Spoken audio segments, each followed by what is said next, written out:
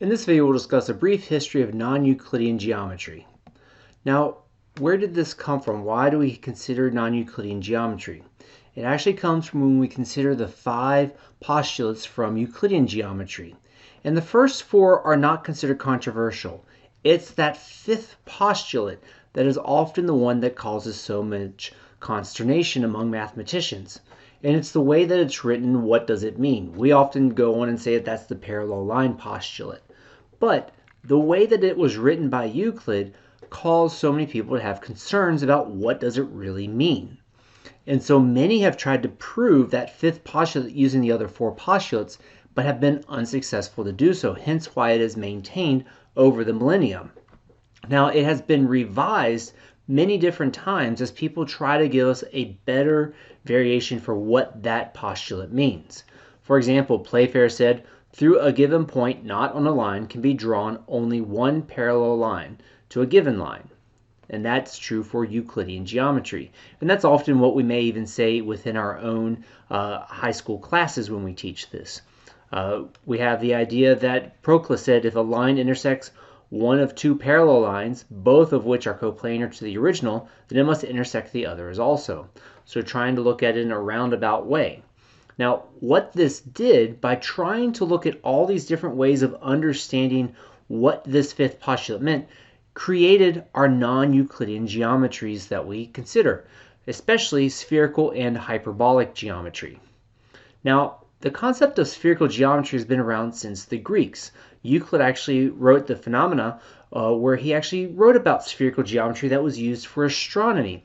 It included terms like the great circle and poles and talked about the intersections of great circles and what would happen. Around 100 CE, Ptolemy constructed spherical maps that were on paper. So taking a 3-dimensional concept and then transferring that to paper, and they're considered some of the greatest maps of that time. We know that they were using spherical geometry also for their navigation as they were on their ships to help calculate their distances that they had to go. As well as Menelaus, around that same time, published the Spherica, which is considered the earliest works of spherical trigonometry. Now, around 1000 CE, we have the Muslim mathematician Al-Jayani, who published the Book of Unknown Arcs of a Sphere, and that's considered one of our first treatises of spherical trigonometry in its modern form. And then around 1463, Regiomontanus published on triangles, which is considered the first European works on spherical geometry, spherical trigonometry, and spherical triangles. And then the works that we often consider with spherical geometry now were put together by Riemann in 1850. His work started as a lecture, and then afterwards it was published after he died in 1868. And those are the key works that we use now when we study spherical geometry. Now, when we think about what is spherical geometry, this revised postulate 5 to help us better understand what it means. So if we have a given line L and a point P that is not on L, there is no line containing P that is parallel to L. Because of the great circles, it gets that key part that there are always intersections of our great circles. So there's no parallel lines. So a line is considered a great circle, so it has to be the circumference of the sphere. So they always intersect at 2 points, and it's impossible to create the circumference without creating another circumference that intersects.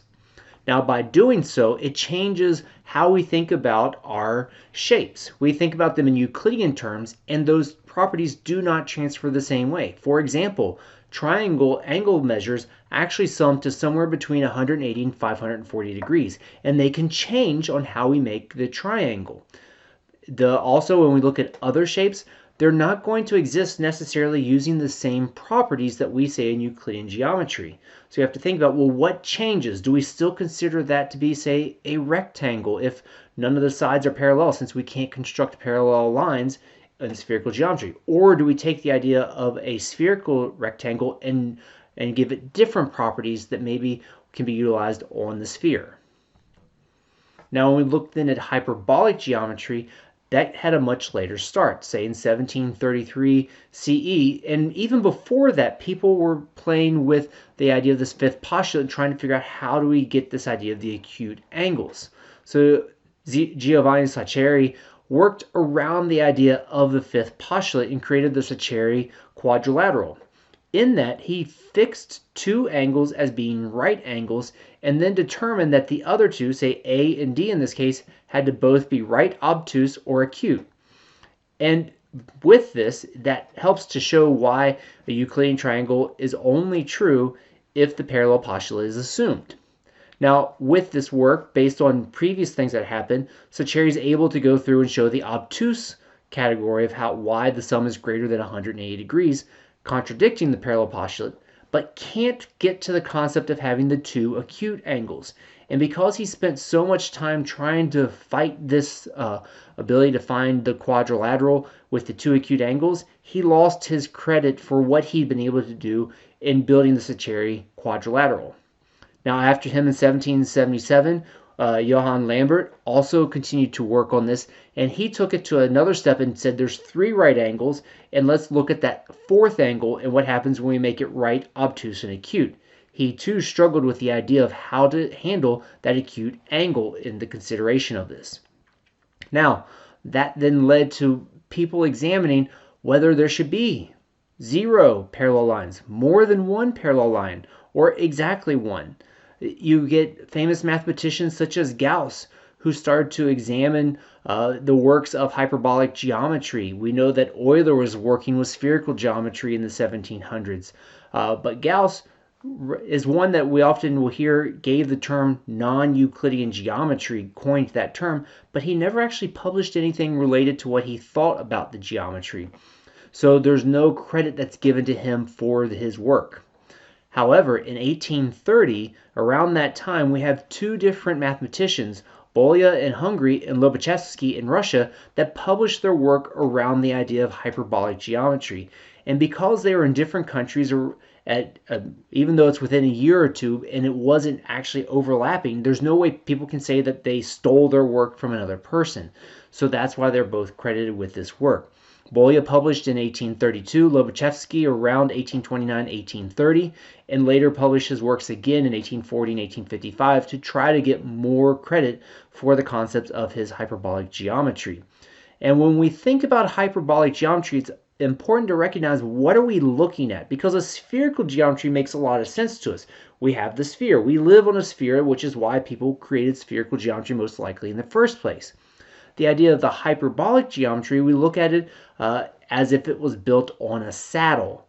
And then when we actually try to explore the properties of this, we use what's called a Poincare disk. And that allows us then to play with the different components of hyperbolic geometry in a smaller setting that can then be manipulated. Now, some of the key parts to understanding about hyperbolic geometry.